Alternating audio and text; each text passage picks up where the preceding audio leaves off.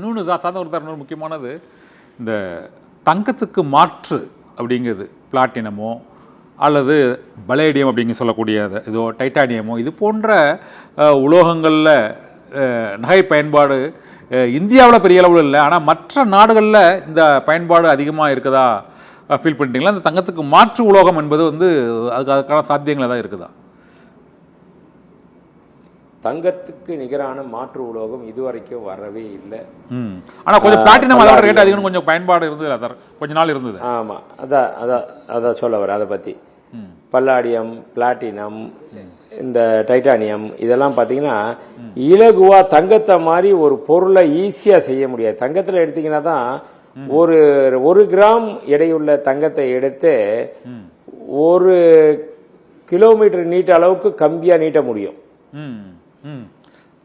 அவ்வளோ மெலீசான கம்பியா. ஆனால் வேற எந்த உலோகத்தையும் எடுத்தீங்கன்னா அது மாதிரி பண்ண முடியாது. இதெல்லாம் பண்ண முடியறது இருக்கிறதுனால தான் இன்னைக்கு தங்கத்தில் வந்து அவ்வளோ நகைகள், ரொம்ப அற்புதமான நகைகள்லாம் செய்ய முடியுது வேலை வாய்ப்போட. அந்த மாதிரி பிளாட்டினம்லாம் இருந்தால் கூட இதை விட விலை உயர்ந்தது ஒரு காலத்தில் பிளாட்டினம் இருந்துச்சு.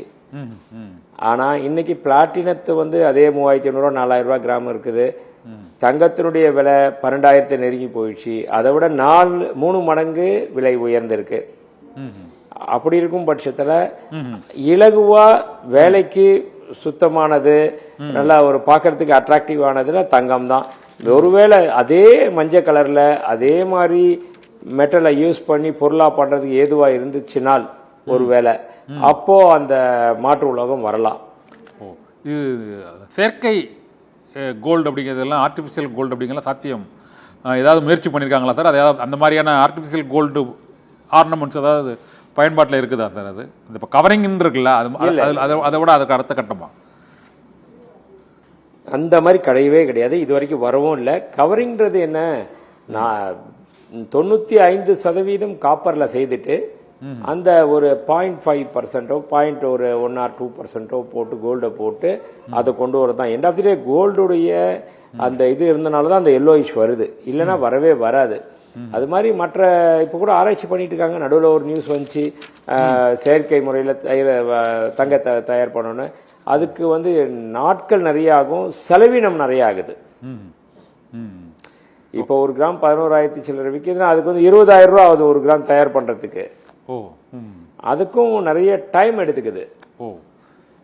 இதெல்லாம் இருக்கிறப்போ நம்ம 11,000 கிடைச்சி போயிடுது அப்படின்றனால அந்த பக்கம் யாருமே போகாமல் இருக்காங்க.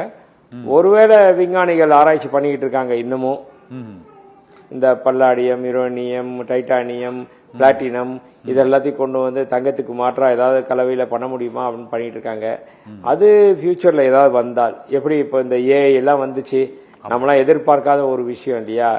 ஏஐ வந்து ஏஐ தாண்டி ஏஜிஐ வந்து ஏஎஸ்ஐ வந்து இப்போ குவாண்டம் சயின்ஸ் வந்து இந்த மாதிரி நிறைய போயிட்டு இருக்கனால அந்த மாதிரி ஏதாவது ஒரு விஷயம், ஒரு அதிசயமான விஷயம் நடந்தால் சாத்தியம் உண்டு.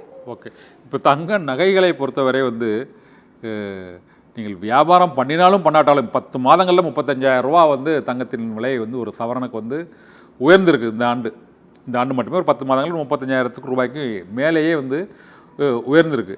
இது அடுத்த ஆண்டு தொடருமா அல்லது நிற்குமா? அதுதான் இப்போ நம்ம மக்கள்கிட்ட ஒரே சந்தேகம். இப்போ வாங்கினா அந்த தங்க விலை இறங்கிட்டுனா என்ன பண்ண, இல்லாட்ட மேலும் கூடிக்கிட்டே போகுமா? ஏன்னா டெய்லி விலை உயர்ந்துகிட்டே இருக்கக்கூடிய சூழ்நிலையில் இது அதுக்கு ஒரு சேச்சுரேஷன் பாயிண்ட்டுங்கிறது இருக்குதா இல்லையா?